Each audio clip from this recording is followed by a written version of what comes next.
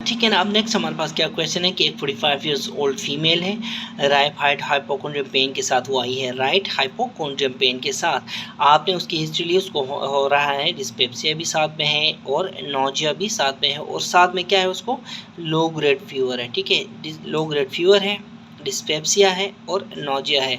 उस पेशेंट को जॉन्डिस नहीं है। इस पेशेंट को देखें, जॉन्डिस के बारे में मैं कहना चाहूँगा कि क्लिनिकल जॉन्डिस जो होता है ना वो 1.2 से लेकर 2 mg तक आपको ये नज़र नहीं आता। ठीक है ना, क्लिनिकली आपको बिल्कुल एविडेंट नहीं होगा। ये जॉन्डिस आपको 2.5 से लेके 3 के अराउंड जाके क्लिनिकली एविडेंट होता है जॉन्डिस, 2.5 टू 3 मिलीग्राम। ठीक है, अच्छा, उसको जॉन्डिस नहीं है, डार्क येलो यूरिन भी उसको नहीं है, ड्रग अब्यूज़ की हिस्ट्री उसको नहीं है। ठीक है, इसी तरह जॉइंट पेन भी उसको नहीं आ रहा है। ठीक है, ठीक है ना। तो देखिए, ये बात आपको मैंने इसलिए बताई, अगर क्लिनिकली अपीयर हो रहा है 2.5 से 3 के अराउंड, मतलब कोई पेशेंट का जो टोटल बिलीरुबिन 2.5 है या 3 mg है, तो वो आपको नज़र भी आएगा। लेकिन इससे कम आ जाए, इस तरफ आ जाए, ठीक है, इससे कम हो 1 और 2.5 के बीच में, तो ये आपको क्लिनिकली नज़र नहीं आएगा। लेकिन इसका मतलब ये नहीं है कि उसको जॉन्डिस नहीं है, उसको जॉन्डिस होता है। लेकिन जो अपीयर कब होता है 2.5 के ऊपर से, 2.5 टू 3 के ऊपर अब आपको नज़र आना शुरू हो जाएगा। इससे नीचे हो तो नज़र नहीं आता, लेकिन होता है, याद रखना। ठीक है ना। तो अब देखें, यहाँ पे जो डार्क कलर यूरिन है वो पॉजिटिव है इस पेशेंट में। मैंने गलती की है इसमें, तो डार्क कलर यूरिन पॉजिटिव है। ठीक है, तो अब देखते हैं, क्लिनिकल एग्ज़ाम करते हैं आप उसको। क्लिनिकल एग्जामिनेशन में आपको जॉन्डिस नहीं मिलता। जॉन्डिस नहीं मिलता का मतलब ये है कि या तो वो 2.53 से कम है या तो वो है ही नहीं। ठीक है, इसी तरह हेपेटोसिप्लिनोमेगैली भी उसमें नज़र नहीं आ रही है आपको ऑन एग्जामिनेशन। ठीक है ना। ठीक है ना। इसी तरह हेपेटोसिप्लिनोमेगैली के बारे में एक बात याद रखें कि हेपेटोसिप्लिनोमेगैली जो होती है वो हमेशा हीमोलिटिक प्रोसेस में आपको नज़र आएगी। ये गॉल स्टोन्स वगैरह में आपको बहुत कम नज़र आएगी। ठीक है, ठीक है ना। यानी मैंने क्या क्या कहा, हेपेटोसिप्लिनोमेगैली जो है ये एक हीमोलिटिक प्रोसेस में ये आपको मिलेगी। अच्छा, या फिर सम अदर इन्फेक्शंस में ये आपको मिल सकती है, गॉल स्टोन्स में ये आपको नहीं मिलती है। तो इसलिए ये यहाँ पे देखें नॉर्मल है, हेपेटोसिप्लिनोमेगैली नहीं है उस पेशेंट को। ठीक है, ठीक है ना। तो अब इस पूरे सिनेरियो में देखें, राइट हाइपोकॉन्ड्रियम के साथ डार्क कलर्ड यूरिन पॉजिटिव है इस पेशेंट में। ठीक है ना। तो अब आप क्या करेंगे, एग्जामिनेशन करेंगे, डेफिनेटली एनीमिया आपको नहीं मिलेगा, हेपेटोसिप्लिनोमेगैली नहीं है, अच्छा जॉन्डिस आपको नहीं मिला, राइट हाइपोकॉन्ड्रियम पेन टेंडरनेस है। ठीक है ना, यानी कि मर्फी साइन पॉजिटिव है, पेशेंट विंसिस ऑन डीप पैल्पेशन। ठीक है, तो आप क्या करेंगे, आप डेफिनेटली फर्स्ट ऑर्डर करेंगे, क्या ऑर्डर करेंगे, अल्ट्रासाउंड ऑर्डर करेंगे। ठीक है ना। आप अल्ट्रासाउंड क्या शो कर रहा है, अल्ट्रासाउंड क्या शो कर रहा है, अल्ट्रासाउंड शो कर रहा है कि मल्टीपल गैल ब्लैडर स्टोन्स हैं, कैलकुलाई हैं। जो सबसे बड़ा जो कैलकुलस है वो 2.4 सेंटीमीटर्स का है। ठीक है, ठीक है ना। तो अल्ट्रासाउंड में क्या दिखाया है इसने, मल्टीपल गैल ब्लैडर कैलकुलस, जो सबसे बड़ा कैलकुलस है वो 2.4 सेंटीमीटर्स का है और नॉर्मल वॉल थिकनेस है। ठीक है, इसी तरह मिनिमल पेरिकोलिसिस्टिक फ्लूइड भी है। ठीक है ना, मिनिमल पेरिकोलिसिस्टिक फ्लूइड भी है। और यहाँ पे जो एडिशनल जो है फीचर, उसमें जो साइन नज़र आ रहा है अल्ट्रासाउंड में कि या फिर फाइंडिंग नज़र आ रही है कि CBD डायमीटर 1.2 सेंटीमीटर है। ये मिलीमीटर नहीं है, अच्छा सेंटीमीटर। CBD की जो है हमने पहले भी बताई थी कि 3 मिलीमीटर्स उसकी थिकनेस होती है। ठीक है, तो CBD डायमीटर जो है 1 डेफिनेटली डायमीटर है। ठीक है, दिस इज डायमीटर। ठीक है, तो 1.2 सेंटीमीटर। नो, याद रखें, more than 1 we consider abnormal. If CBD diameter is more than 1 we consider it abnormal. ठीक है ना, एबनॉर्मल को मैं यूँ लिखता हूँ। ठीक है, इसीलिए इस तरह लिखा हुआ है, पूरा एबनॉर्मल में नहीं लिखता। इसी तरह दूसरी जो इसमें फाइंडिंग है वो intrahepatic biliary channels are dilated. ठीक है, रेस्ट इज अनरिमार्केबल या NAD कर लें। तो ये अल्ट्रासाउंड की फाइंडिंग्स हैं। ठीक है, ठीक है ना। हमने जो लास्ट जो क्वेश्चन था हमारा उसमें हमने देखा था कि सिर्फ और सिर्फ अल्ट्रासाउंड में GB कैलकुलस था 2.4 सेंटीमीटर का, बाकी सब चीज़ें नॉर्मल वॉल थिकनेस थी, मिनिमल पेरिकोलिसिस्टिक फ्लूइड, CBD नॉर्मल थी, इसी तरह से नहीं, सब नॉर्मल था।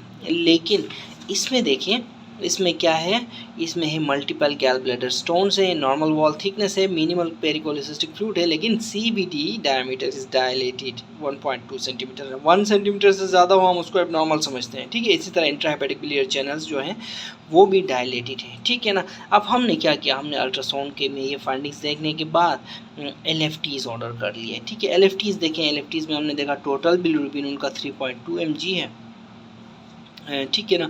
अब यहाँ पे एक ऐसा सवाल आता है कि देखिए हमने क्या कहा था, हमने कहा था कि 3 mg से ज़्यादा हो या 2.5 to 3 mg से ज़्यादा हो तो जॉन्डिस एविडेंट होता है, लेकिन हमारे पेशेंट में जॉन्डिस नहीं है, ठीक है ना। तो ये टोटल बिलिरुबिन इनका 3.2 mg है, जिसमें डायरेक्ट कंपोनेंट ज़्यादा है, ये देखें डायरेक्ट 2.4 mg है, इनडायरेक्ट 0.8 mg है, ठीक है।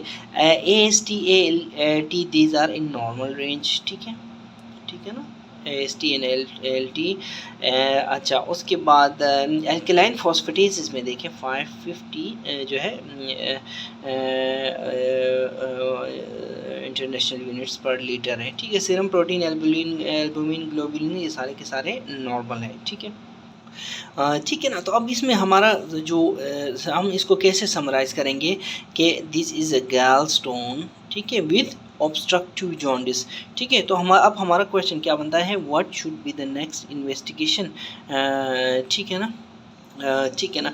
अब इन्वेस्टिगेशन में जाने से पहले आप देखें कि ये जॉन्डिस है कौन सा इस पेशेंट को, या आया ये हिमोलिटिक जॉन्डिस है, आया ये हेपेटोसेलुलर जॉन्डिस है, आया ये ऑब्स्ट्रक्टिव जॉन्डिस है, ठीक है ना। तो ये कौन बताता है कि ये ऑब्स्ट्रक्टिव जॉन्डिस है, ये तो टोटल बिलिरुबिन लेवल ही बता देता है कि जॉन्डिस है, लेकिन कौन बताता है कि ऑब्स्ट्रक्टिव जॉन्डिस है, वो है हमारा अल्कलाइन फॉस्फेटेस, ठीक है। अल्कलाइन फॉस्फेटेस हमें बताता है कि भाई ये जो जॉन्डिस है दैट इज़ ऑब्स्ट्रक्टिव जॉन्डिस, ठीक है, ठीक है ना। वही क्वेश्चन है which enzyme suggest that it's an obstructive jaundice, तो ALP हमारा आंसर है। देखिए मोर देन जो है 2.5 टाइम्स मोर, ये is suggestive of obstructive jaundice, याद रखें।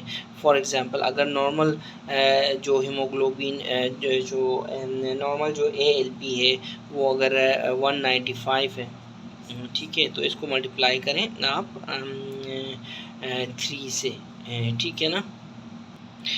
ठीक है ना। अब जो अल्कलाइन फॉस्फेटेस है जिसको हम ALP बोलते हैं, ये जो है लीवर के अलावा हेपेटोसाइट्स बनाते हैं लीवर में ये, ठीक है। हेपेटोसाइट्स के अलावा कौन बनाता है, हेपेटोसाइट्स के अलावा बोन ये के जो ऑस्टियोब्लास्ट्स बनाते हैं, इसी तरह प्लेसेंटा में भी से भी ये अल्कलाइन फॉस्फेटेस आता है बॉडी में, ठीक है ना। ठीक है ना। तो ये ऑस्टियोब्लास्ट आपने याद रखें कि जितने भी कैंसर्स हैं जो अगर वो ऑस्टियोब्लास्टिक कैंसर्स हैं तो वो ALP प्रोड्यूस कर सकते हैं बॉडी में, याद रखें। फॉर एग्जांपल सबसे टॉप पे ले लो प्रोस्टेटिक कार्सिनोमा, प्रोस्टेटिक मेट्स, एक बार प्रोस्टेट में जो कैंसर बनता है जब वो बोन पे चले जाते हैं ना थ्रू बार्टन्स प्लेक्सस, वो जो वर्टिब्रल प्लेक्सस है, तो जब ये बोन इन्वॉल्व करते हैं तो वो LP रेस्ट होना शुरू हो जाता है पेशेंट का, ठीक है। दूसरे जो कैंसर्स हैं फॉर एग्जाम्पल किडनी के, थायराइड के, प्रोस्टेट, ब्रेस्ट के, ये भी ऑस्टियोब्लास्ट हो सकते हैं, लेकिन मोस्टली दे आर ऑस्टियोलिटिक होते हैं, ठीक है ना। तो ये प्रोस्टेट कार्सिनोमा आपने याद रखना है, ठीक है। अच्छा now what do you do to look for the liver जो है लीवर ओरिजिन, अगर आप क्या काम करेंगे इससे कि आपको पता चले कि ये जो ALP है ये हेपेटोसाइट ओरिजिन है यानी कि लीवर ओरिजिन है, तो आंसर आपका क्या है, आप GGT करेंगे या फिर 5' न्यूक्लियोटाइडेज का टेस्ट करेंगे, ठीक है। GGT और 5' न्यूक्लियोटाइडेज, इसको हम कैसे लिखते हैं, 5' न्यूक्लियोटाइडेज, ठीक है।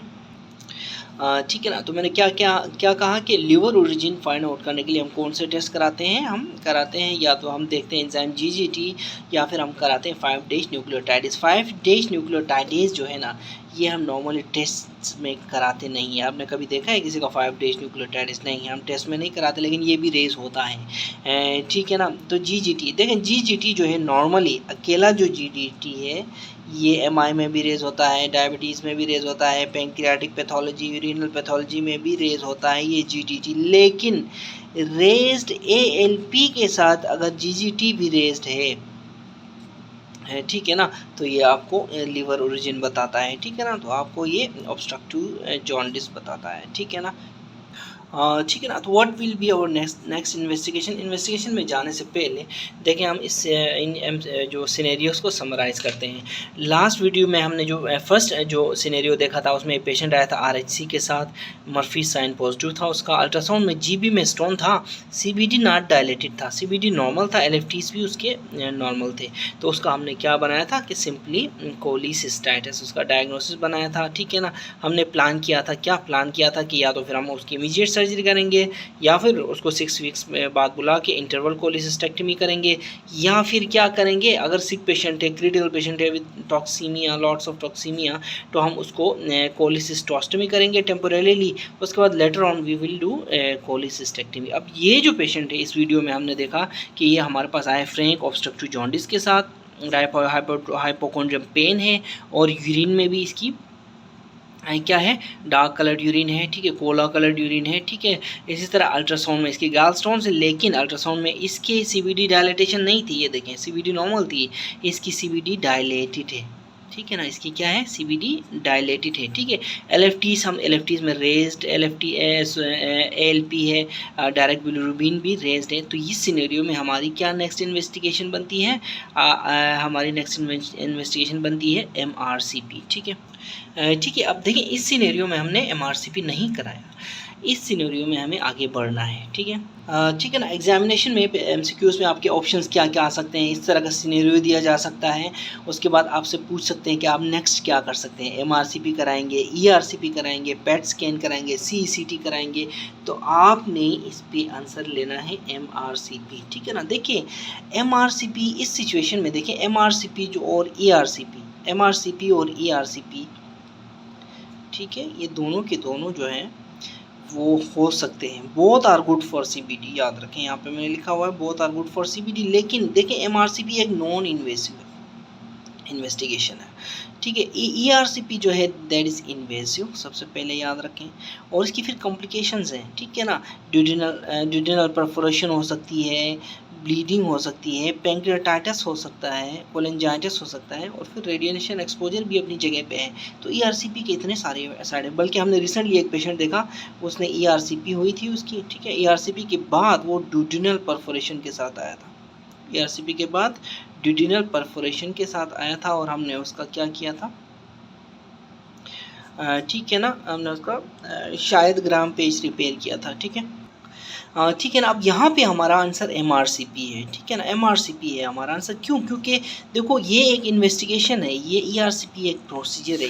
मैं आपको बताऊं कि 2013 में जो अमेरिकन गैस्ट्रो एंट्रोलॉजिस्ट एसोसिएशन है, इन्होंने जो ईआरसीपी का नाम ही हटा दिया है इन्वेस्टिगेशन लिस्ट से, सीबीडी की जो है इन्वेस्टिगेशन लिस्ट से। They have removed the name of ERCP in the diagnostic investigations of the CBD. So it is not an investigation anymore, it is a therapeutic procedure now, ठीक है, ERCP। तो ये 2013 के बाद हुआ है ऐसा, ठीक है, ठीक है ना। तो ये आपने याद रखना है। अब ERCP को आप कहाँ रखेंगे, ERCP को आप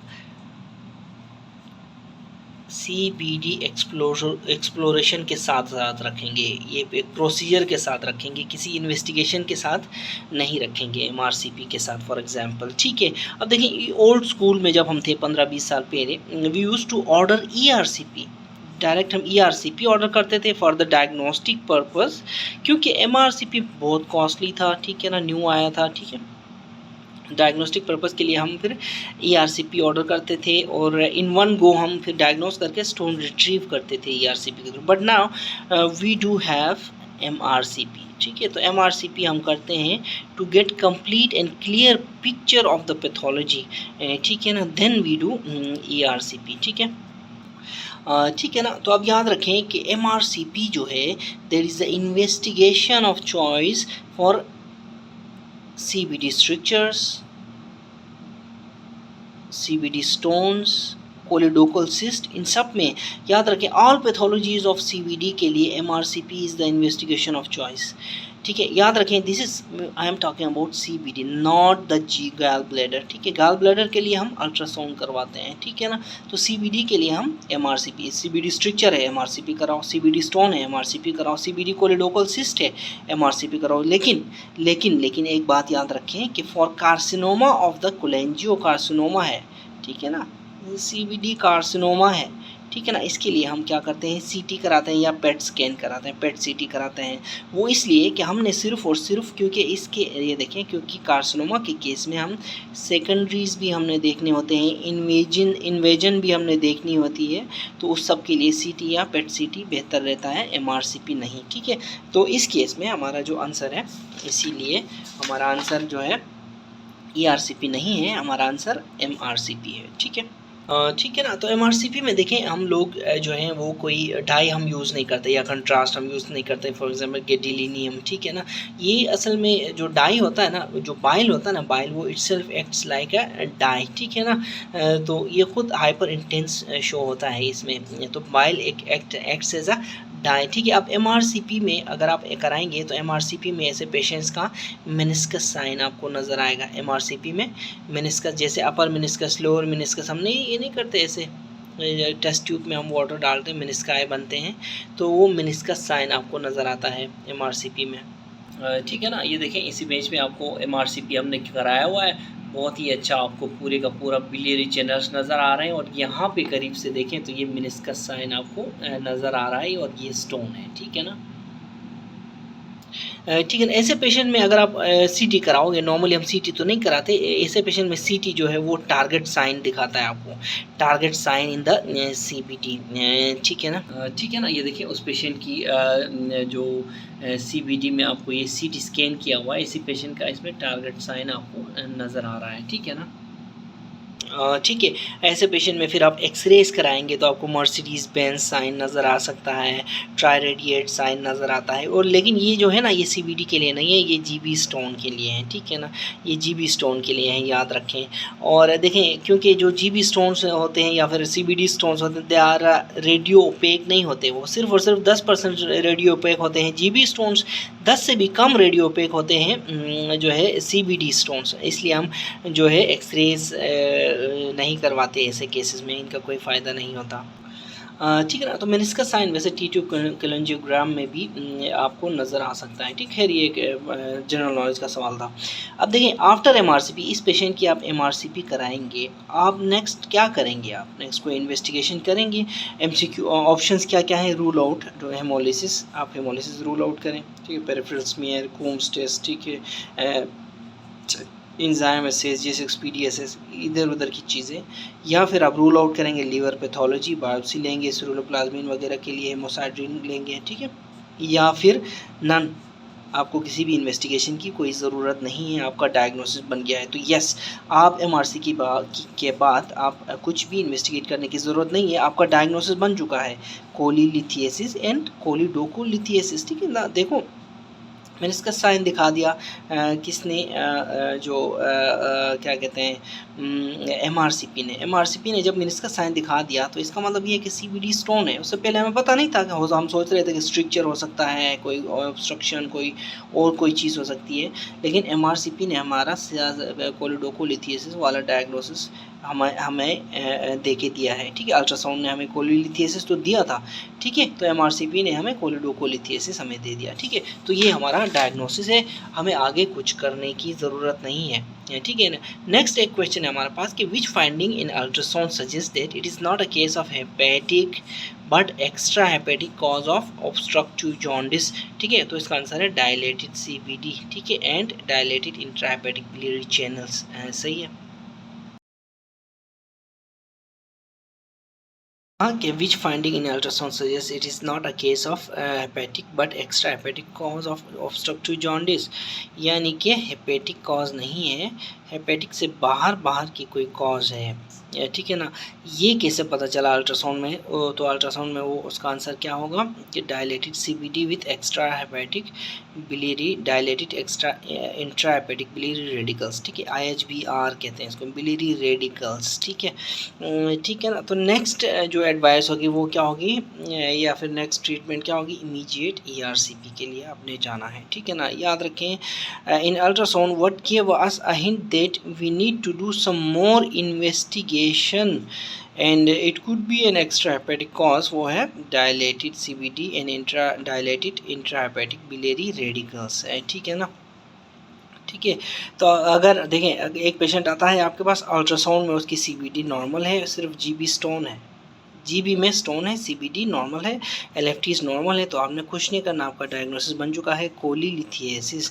लेकिन एक दूसरा पेशेंट आपके पास आता है, अल्ट्रासाउंड में उसका CBD डायलेटेड है, यानी कि greater than 1 centimetre, 1 centimetre is equal to 10 millimetres, याद रखें, ठीक है, इतना डायलेटेड है, और LFTs में उसको ऑब्स्ट्रक्टिव जॉन्डिस है, ठीक है ना। Always and always order MRCP, हमेशा आपने इसको देख के आपने MRCP ऑर्डर करना है, ठीक है, ठीक है ना। इवन कहते हैं कि if it is an accidental finding you must order an MRCP, otherwise क्या होता है पोस्ट ऑपरेटिवली फिर वो स्टोन मिस्ड हो जाता है, मिस्ड स्टोन रह जाता है और you will land in problems, ठीक है ना, याद रखें। तो हमेशा MRCP ऑर्डर करें, रूल आउट करें CBD पैथोलॉजी को, याद रखें CBD पैथोलॉजी को रूल आउट करें, मस्ट है ये, आपने ये लाइफ लॉन्ग लेसन रखना है अपने साथ, और याद रखें कि CBD इज़ अ प्रायोरिटी और GB स्टोन, ठीक है ना। CBD जो पैथोलॉजी है देर इज़ अ प्रायोरिटी और GB स्टोन, ठीक है ना। So always rule out problems with the CBD और always treat problems with the CBD, ठीक है, ठीक है ना। अब next what is the next treatment in this case, देखें CBD स्टोन है, GB स्टोन है इस पेशेंट में, इस सिनेरियो में, तो अब हमारे पास क्या ऑप्शंस हैं, we have to deal with 2 problems here, ठीक है, एक GB स्टोन के साथ हमने डील करना है और एक CBD स्टोन के साथ डील करना है, तो प्रोसीजर्स भी 2 होंगे।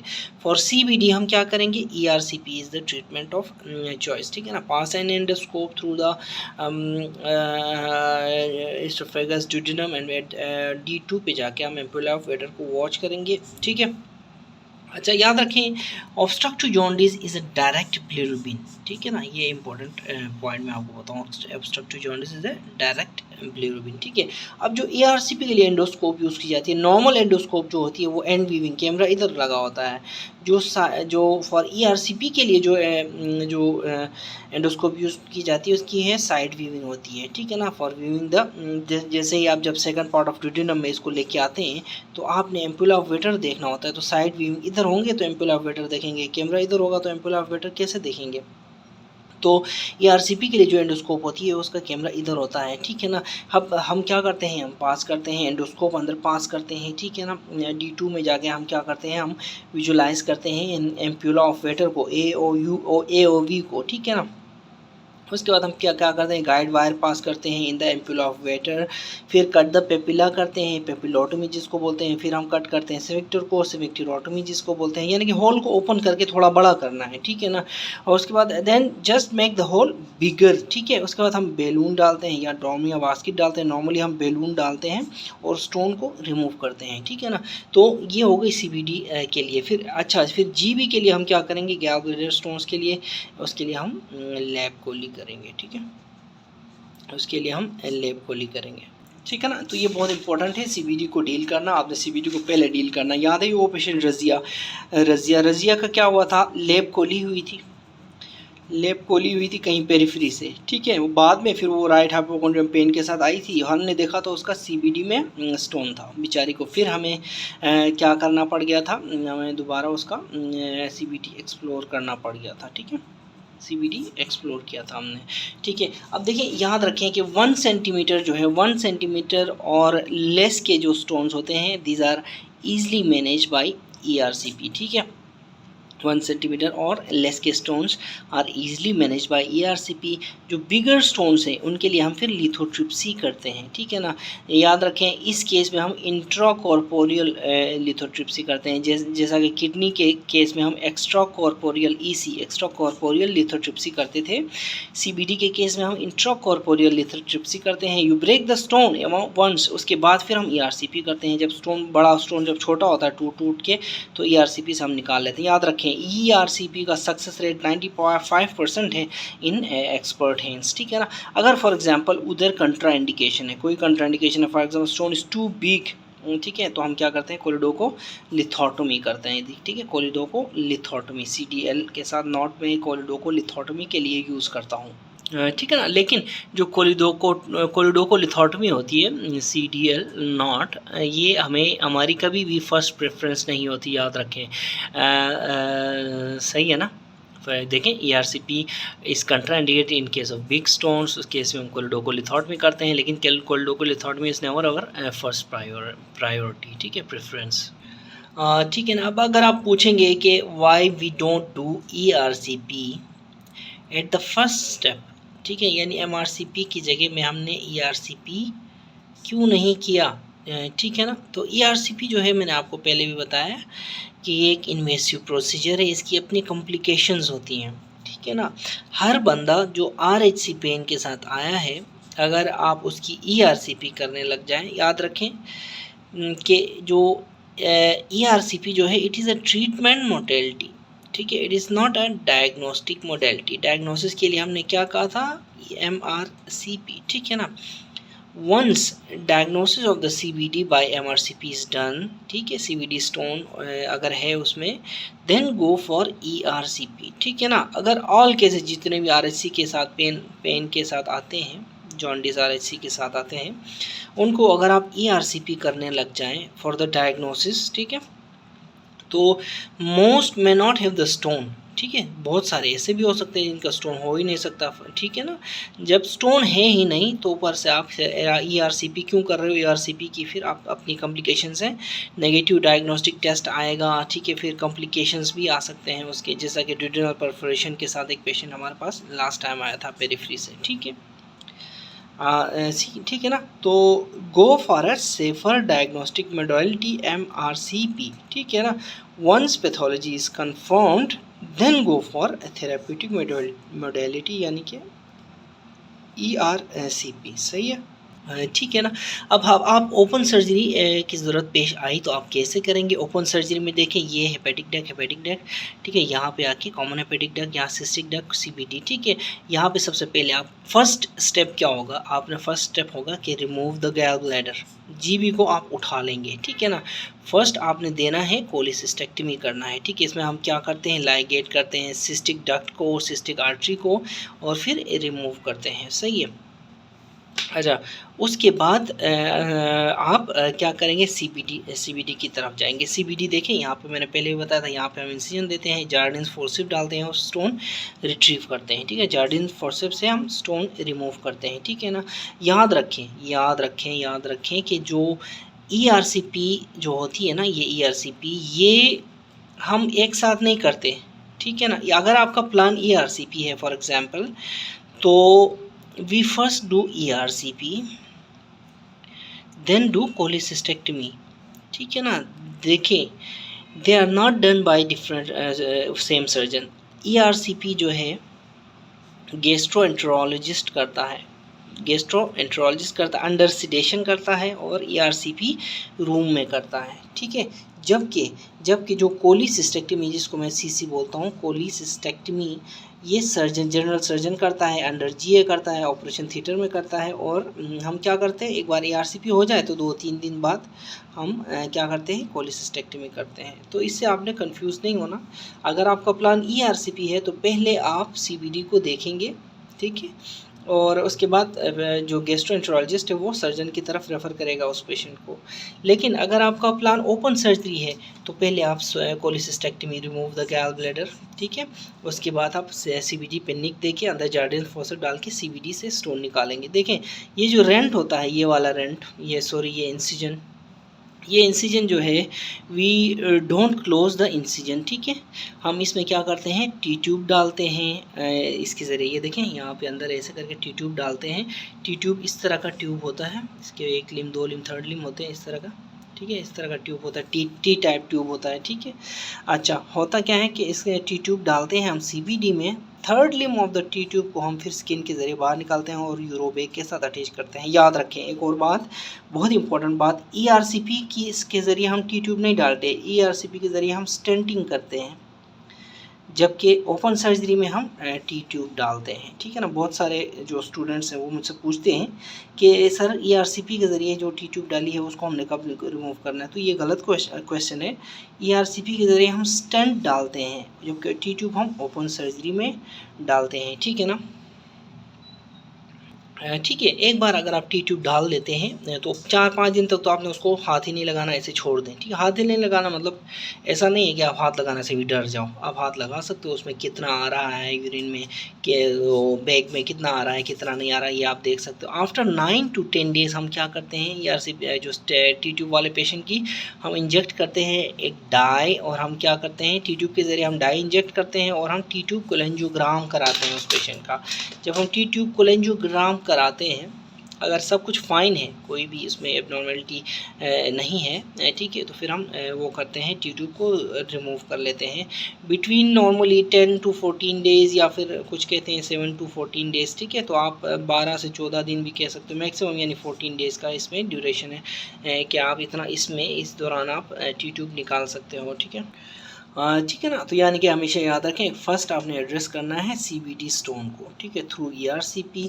उसके बाद आपने करनी है कोलिसिस्टेक्टमी, ठीक है। Don't say that let's do first cholecystectomy and then we'll do ERCP, that is a blunder. ये मैं आपको बार बार बता रहा हूँ, इट्स अ ब्लंडर, ठीक है ना। तो ERCP followed by A cholecystectomy, याद रखें। अगर ओपन कर रहे हैं, आप ओपन कर रहे हैं तो बोथ आर डन टुगेदर। आप कोलिसिस्टेक्टमी करें, फिर उसके बाद सीबीडी में निक दें, जार्डन फॉरसेप्स पास करें, टी ट्यूब डाल, स्टोन रिट्रीव करें, उसके बाद टी ट्यूब डाल के क्लोज कर लें, ठीक है।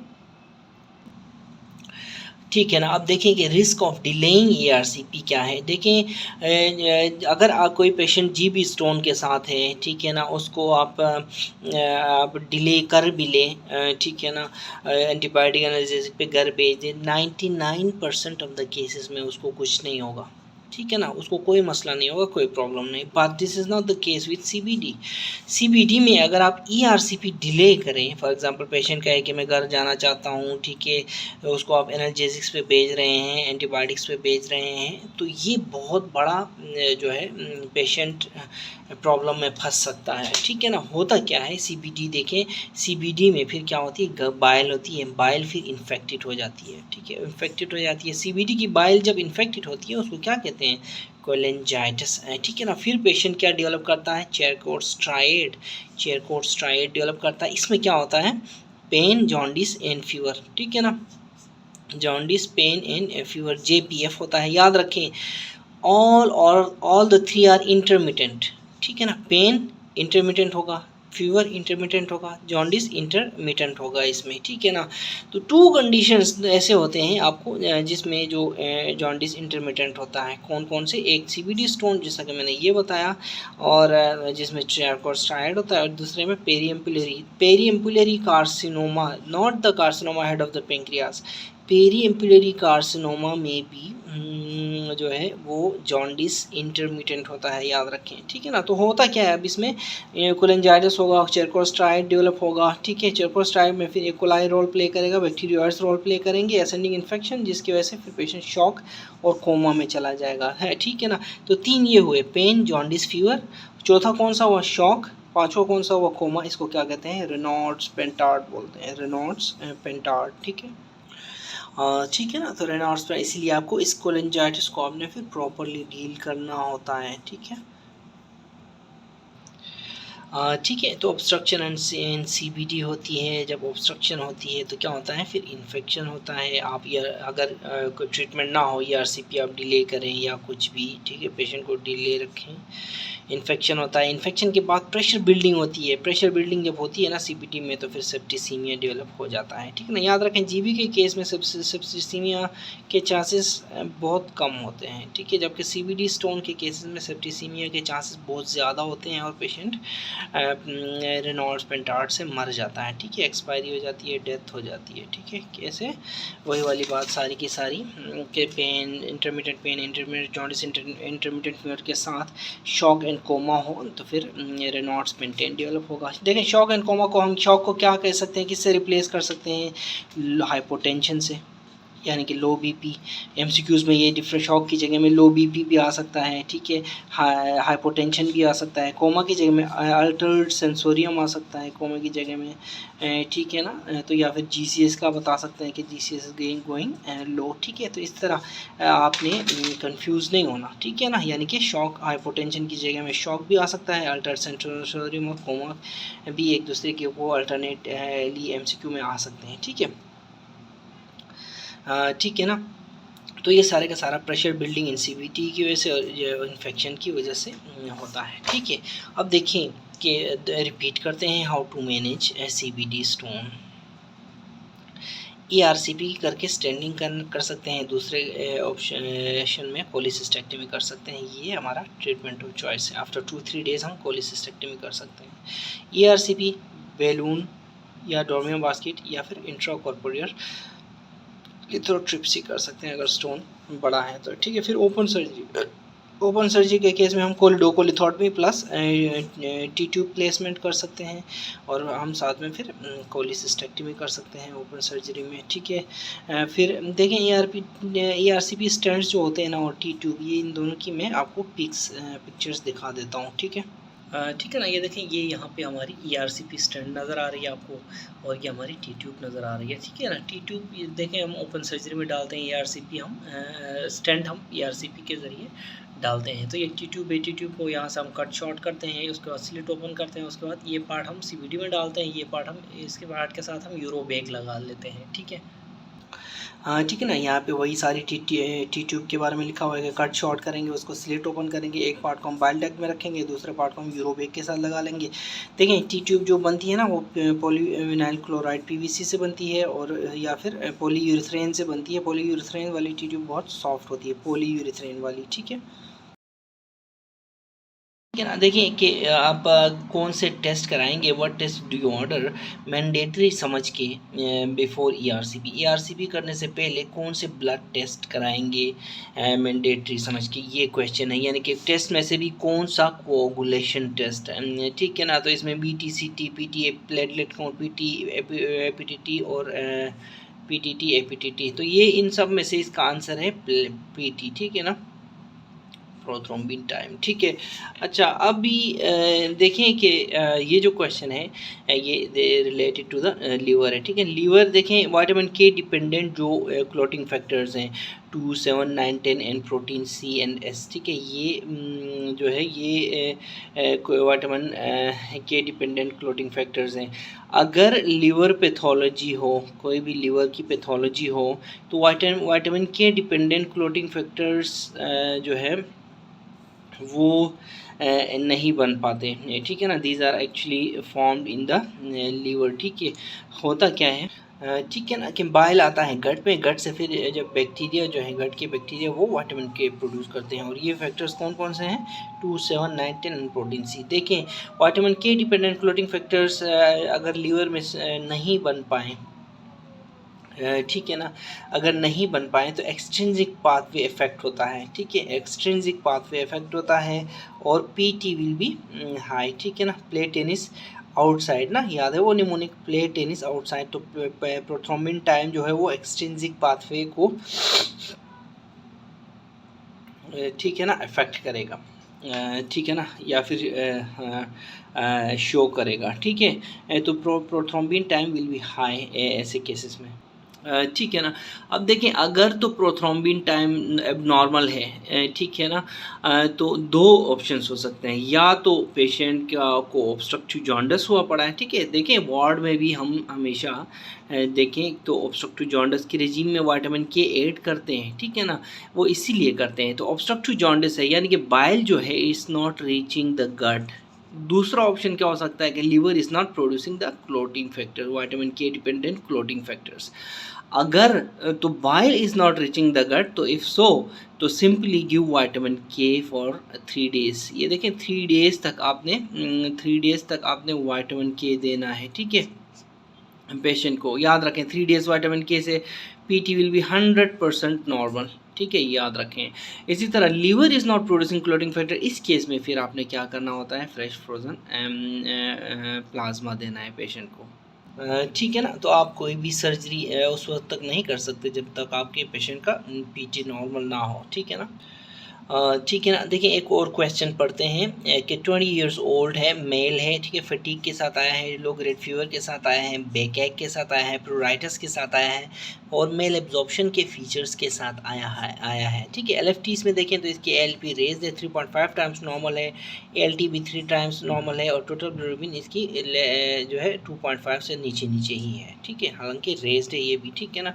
अल्ट्रासाउंड उसका शो कर रहा है कि उसमें म्यूरल थिकनिंग यानी वॉल थिकनिंग है सीबीडी की।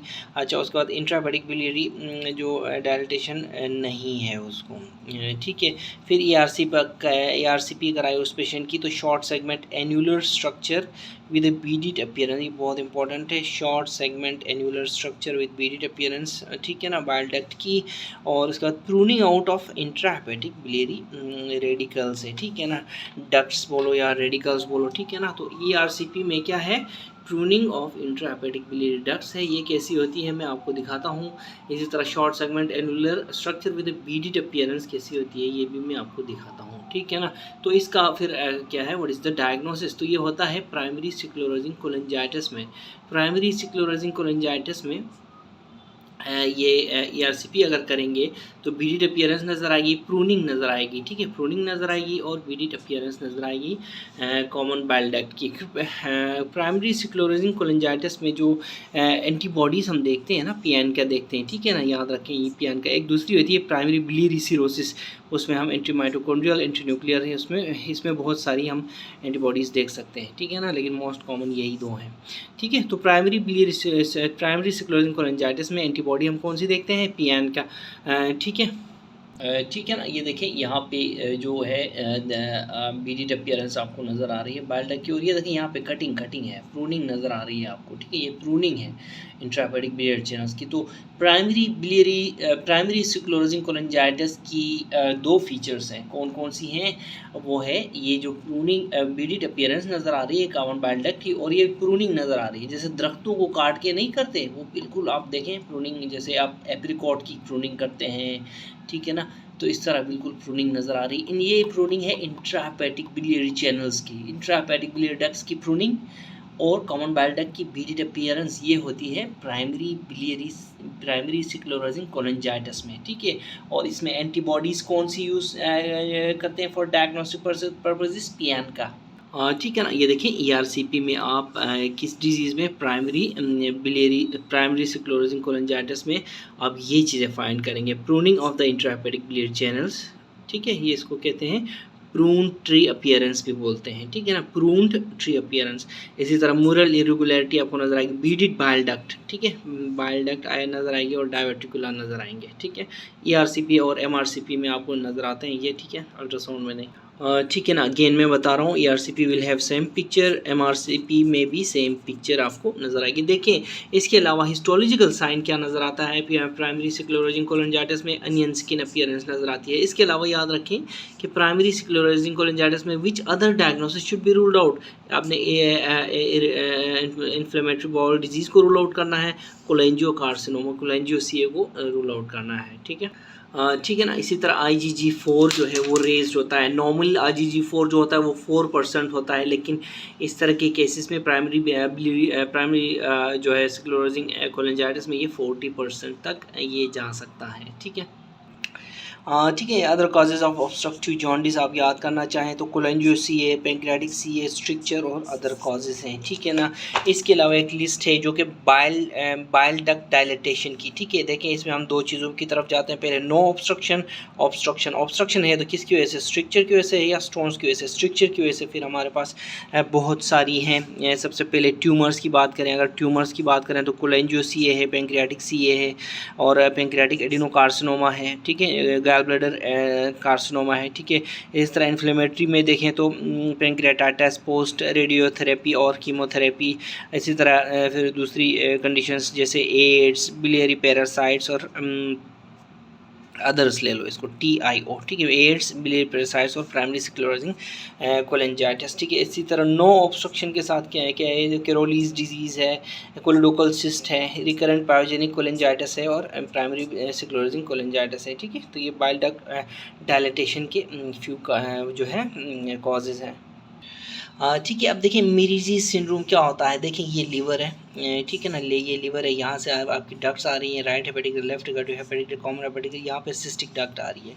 मिरीजी सिंड्रोम में क्या होता है, ये हमारी CVD है, ठीक है ना, CVD है। मिरीजी सिंड्रोम में इस जगह में स्टोन होता है, ठीक है ना, इस जगह में स्टोन होता है। लॉन्ग टाइम ये रहता कंप्रेस करते करते करते इस पूरी CVD को कंप्रेस कर देता है ये स्टोन सिस्टिक डक्ट में ही होता है, ठीक है, लेकिन कॉमन बाइल डक्ट में नहीं होता, लेकिन ये कैसे एक्सटर्नल कंप्रेशन कर लेता है और कभी कभी इसमें फिस्टूला भी बनता है, ठीक है ना। इस कंडीशन को, इस तरह के ऑब्स्ट्रक्टिव जॉन्डिस को मिरीजी सिंड्रोम बोलते हैं। याद रखें, this is the gallstone that causes obstructive jaundice. Normally हमने क्या कहा था, गैलस्टोन इधर पड़े हुए हैं, there is no obstruction, no obstructive jaundice, लेकिन गैलस्टोन यहाँ से फिर एक्सटर्नली कंप्रेस करना शुरू कर दे CBD को, तो ये फिर क्या होता है, ये ऑब्स्ट्रक्टिव जॉन्डिस डेवलप होता है।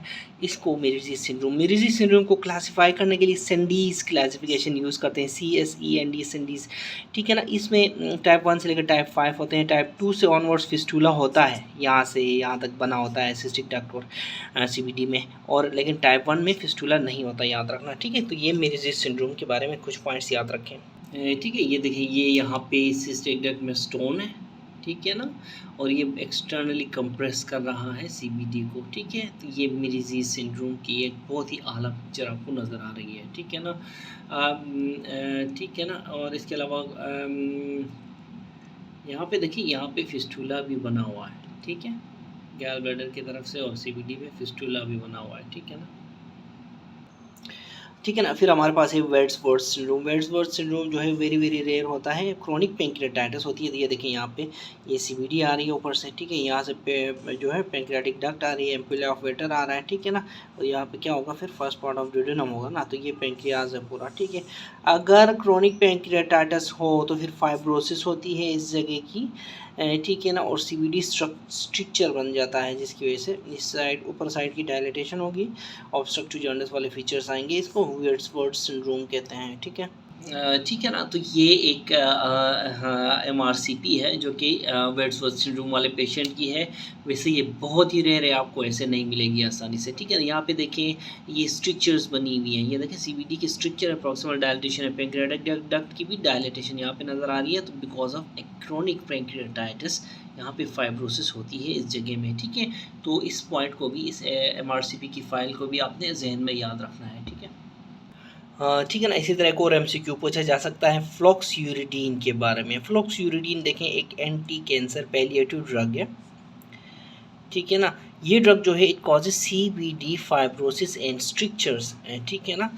ये फाइब्रोसिस कराती है और ये डिफरेंशियल डायग्नोसिस में आती है प्राइमरी स्क्लेरोसिंग कोलेंजाइटिस के, ठीक है, डिफरेंशियल डायग्नोसिस में आती है।